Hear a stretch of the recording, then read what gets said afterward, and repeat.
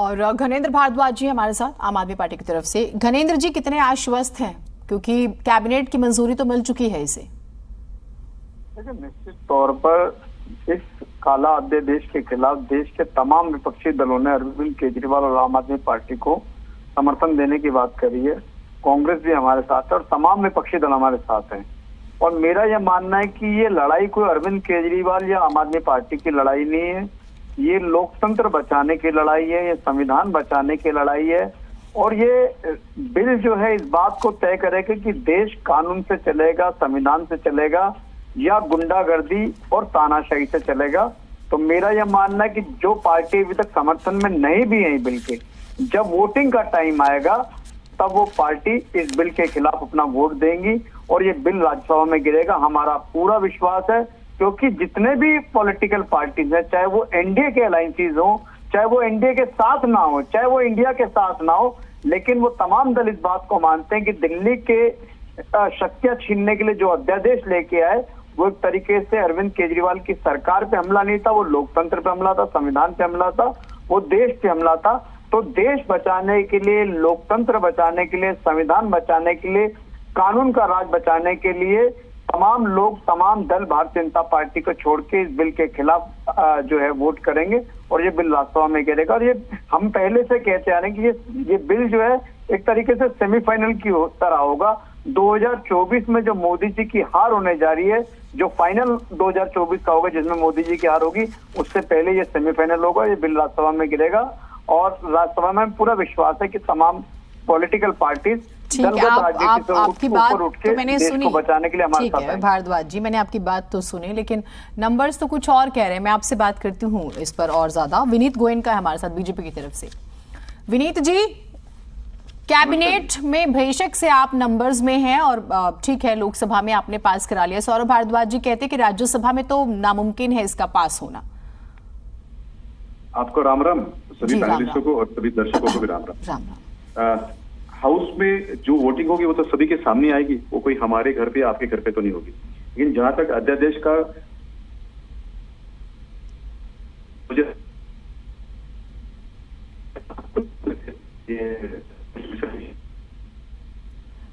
आपसे फिर से जुड़ेंगे सर, थोड़ा सा तकनीकी खराबी हो रही है, आपकी आवाज नहीं आ पा रही है साफ से। भारद्वाज जी, अब एक बात बताइए, टीम जो एनडीए है उसके पास राज्यसभा में 101 है, हम बार बार बात कर चुके हैं, वाईएसआर और बीजेडी को छोड़ दे तो भी, और आपकी जो टीम इंडिया उसके पास सिर्फ 96 है। नंबर्स तो है ही नहीं आपके हक में। हो सकता है कि मैसेजिंग की लड़ाई आप जीत जाए। मुख्यमंत्री ने अलग अलग दलों से मुलाकात की, साझा प्रेस कॉन्फ्रेंस हुई, एक अच्छा मैसेज दिया गया, आप लोग एक हैं ये नजर आ रहा है, लेकिन नंबर्स नहीं है। तो ये क्या एक ख्याली पुलाव नहीं है कि नहीं राज्यसभा में तो नहीं पास होने देंगे?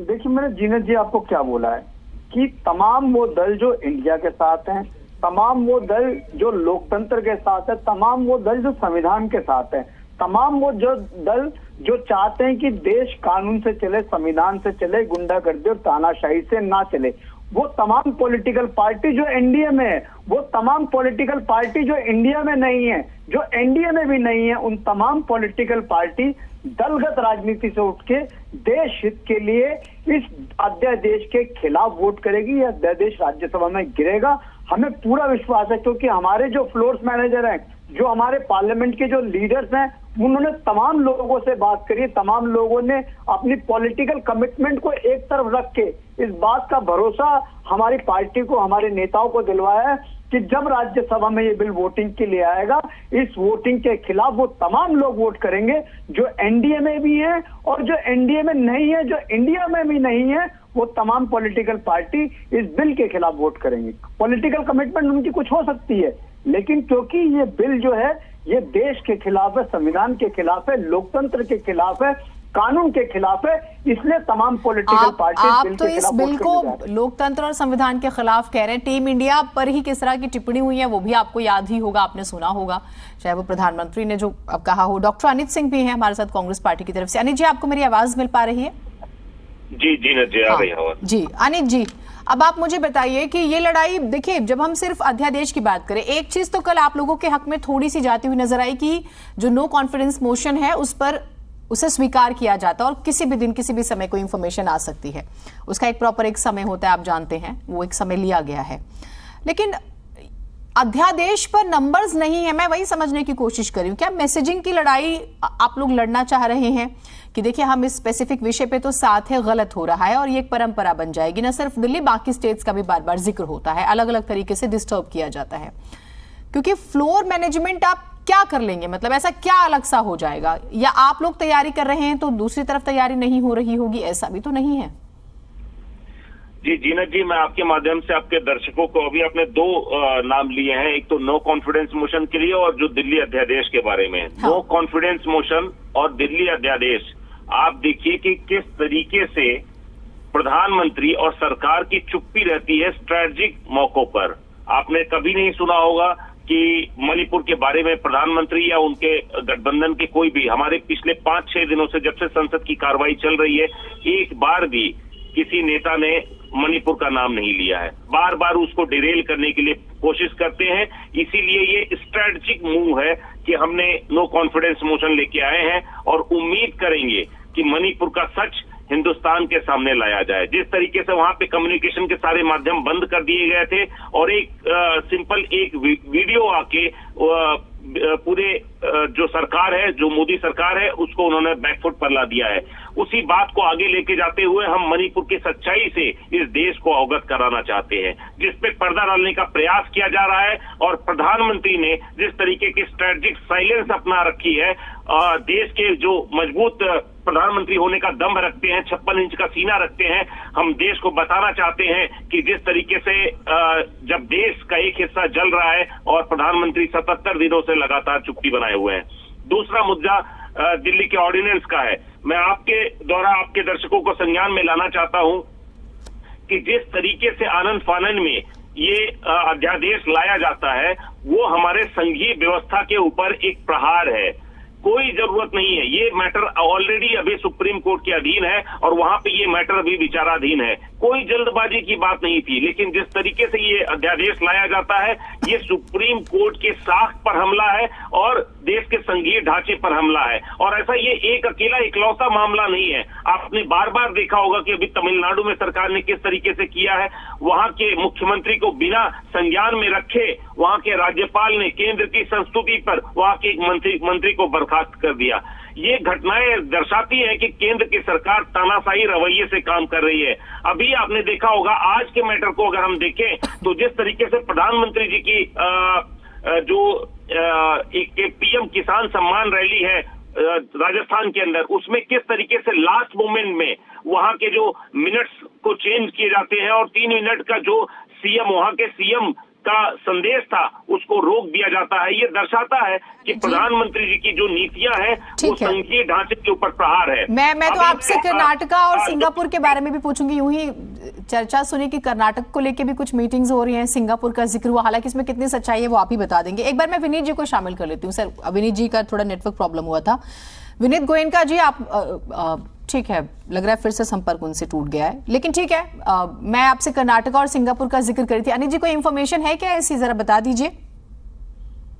देखिए, कर्नाटका की जो पोजीशन है वो 35 साल के सबसे बड़ी भारी बहुमत से जीती हुई सरकार है। वहां पे ये लोग कोई ना कोई सांठगांठ तो कर सकते हैं, लेकिन वहां की सरकार पूरी तरीके से स्थिर है। और हम सरकार को, जो हमने वहां के लोगों से के सामने हमने चुनाव लड़ने के दौरान जो जो अपने वायदे किए थे, उसको लेकर हम आगे बढ़ रहे हैं और ऐसी कोई परिस्थिति अभी आने की संभावना नहीं है। जैसा कि हमारे वहां के जो डिप्टी सीएम है, उन्होंने अपने रुख स्पष्ट कर दिए हैं।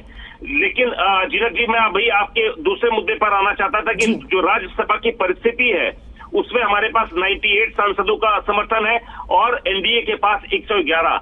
लेकिन हम आपको ये आश्वासन या भरोसा देना चाहते हैं कि देश को बचाने की इस मुहिम में जो आज फेंस सीटर हैं, जैसे जेडीएस, जैसे वाईआरएस कांग्रेस, जैसे बीजेडी और ऐसे तमाम दल जो आज फेंस सीटर की भूमिका में है, वो निश्चित तौर पर एक निर्णायक मौके पर अपना डिसीजन लेंगे और उम्मीद है कि देश बचाने की इस मुहिम में इस तानाशाही सरकार के खिलाफ वो जरूर आएंगे। देखिए, फ्लोर मैनेज करने की बात नहीं है, अभी बात सर के ऊपर जा रहा है। हमें इस देश के संविधान को बचाना है, इस देश के जो संघीय ढांचे हैं उसको बचाने की जरूरत है और उसमें उम्मीद है कि हर दल जो इंडिया में बिलीव करता है वो जरूर साथ आएगा और ये तानाशाही जो रवैया है सरकार का वो दंभ इनका टूट जाएगा। लेकिन मैं ये समझना चाहूंगी जरूर, फिर मैं जाऊंगी बाकी मेहमानों के पास। आपने जेडीएस का जिक्र कर लिया और जेडीएस के बदले मिजाज से कोई वाकिफ है, ऐसा तो मतलब सभी वाकिफ हैं, ऐसा तो नहीं कि कोई नहीं जानता। आपने वाईएसआर का जिक्र कर लिया, उसका झुकाव भी आप भी मेरे ख्याल से मेरी बात समझ रहे हैं, या फिर आप बीजेडी का जिक्र करें तो आप सिर्फ ये कह देने से कि ऐसी चीजें हो रही हैं, इस तरह से परेशान किया जा रहा है इसलिए ये लोग फैसला लेंगे, जबकि इनके पिछले झुकाव आप समझ रहे होंगे कि एनडीए की तरफ रहे हैं, तो ये एक बड़ा रिस्की नहीं है। कह रही हैं आप। हाँ, बिल्कुल आप सही कह रही हैं और आप ही की बात को मैं आगे बढ़ाते हुए बताना चाह रहा हूं कि ये कोई पॉलिटिकल डिसीजन नहीं है। मैं बार बार आपके सामने ये आपके दर्शकों को बताना चाहूंगा कि कोई एक दूसरा बिल हो, कोई XYZ हो, वहां पे ये सारी चीजें समझ में आती है। लेकिन अभी स्टेक पर क्या है? डेमोक्रेसी स्टेक पर है। किस तरीके से हम कोऑपरेशन में काम करते हैं, किस तरीके से संघ में एक स्टेट और राज्य की कल्पना की गई है। जो स्टेट केंद्र में सरकार और राज्य में सरकार है उसके बीच के समन्वय की बात है। अगर उसको तोड़ा जाएगा तो हमारे देश के संविधान पर चोट पहुंचेगी और इस मामले में मुझे लगता नहीं कि कोई किसी तरीके की राजनीति, कोई भी दल जो देश में यकीन करता है, जो इंडिया में बिलीव करता है, वो करने की हिमाकत करेगा। और हम ये जो फेंस सेटर है उनके विवेक पर छोड़ते हैं कि आगे आने वाले समय में आगे आने वाली पीढ़ियां ये जरूर नोटिस करेंगी कि किस तरीके से उनके दल के बड़े बड़े नेताओं ने किस तरह समय पर किस तरीके का फैसला लिया है। ये तो आप वही वाली शर्त लगाते हुए नजर आ रहे हैं जो कभी आम आदमी पार्टी आप लोगों पे लगाई थी, कांग्रेस अगर हमारा साथ नहीं देती है तो क्यों। घनेंद्र भारद्वाज जी, ठीक है, मैं आती हूँ। विनीत गोयनका जी, आप मेरी आवाज सुन पा रहे हैं? बिल्कुल सुन पा रहा हूँ। हाँ, विनीत जी, हाँ विनीत जी, अब हम फ्लोर मैनेजमेंट का जिक्र करें, लेकिन एक चीज तो विपक्ष के हक में गई है, जो नो कॉन्फिडेंस मोशन को मंजूरी की जाती है, दी जाती है कि ठीक है इस पर चर्चा होगी। तो ये तो अब टीम इंडिया अपनी जो स्ट्रेंथ है वो दिखाने में तो मुझे लगता है कि एक सक्सेसफुल हो चुकी है। आप कैसे देख रहे हैं? वो अलग बात है फ्लोर मैनेजमेंट और नंबर्स और फिर अंतरात्मा की आवाज कुछ दलों की जग जाए, या वो तो वो यूपीए तो खैर नहीं, अब तो टीम इंडिया ही है, तो टीम इंडिया को सुने या फिर वो एनडीए को सुने। तो दो तीन बातें, एक तो ये टीम इंडिया नहीं है, टीम INDI है, क्योंकि इस तरह के शब्द जो है ये तो ईस्ट इंडिया कंपनी ने भी इस्तेमाल किया हुआ था, जो PFI है उन्होंने भी इस्तेमाल किए थे, तो इसके कारण कोई इंडिया नहीं हो जाता। एक ये वो दल है जो अपने स्वार्थ के लिए साथ में आए हैं, केवल मोदी जी को विरोध करने के लिए, भारतीय जनता पार्टी का विरोध करने के लिए साथ में आए हुए लोग हैं। और जहां तक रही बात ऑर्डिनेंस की, तो कैबिनेट ने अप्रूव करके अब उसको पार्लियामेंट में भेजा है। देखिए नंबर किसके साथ में, मुझे लगता है कि वो बड़ी अच्छी तरह से लोकसभा और राज्यसभा दोनों में पास हो जाएंगे और बिल बन जाएगा उसका। और रही जहां तक बात नो कॉन्फिडेंस की, ये उनका विषय है, वो रखे अपनी बातों को, लेकिन उसके लिए वो चर्चा करने के लिए सबसे पहले सदन में आए। अगर वो चर्चा ना करे और बाहर के बाद चर्चा करेंगे तो ये PR एक्सरसाइज हो जाएगी। और आम आदमी party, Arvind Kejriwal ji PR exercise में बड़े एक्सपर्ट हैं, उसको खुद को सेल्फ प्रमोट करते हैं और सेल्फ प्रमोट करने के लिए अनारगल बकते हैं। यानी जो पार्टी उनके साथ में नहीं होगा वो देश के विरुद्ध में होगा, कॉन्स्टिट्यूशन के खिलाफ होगा। इसका मतलब जो एनडीए के घटक दल है, वाईएसआर जी है कि जो पार्टी के लोग, सब लोग क्या देश के खिलाफ है क्या?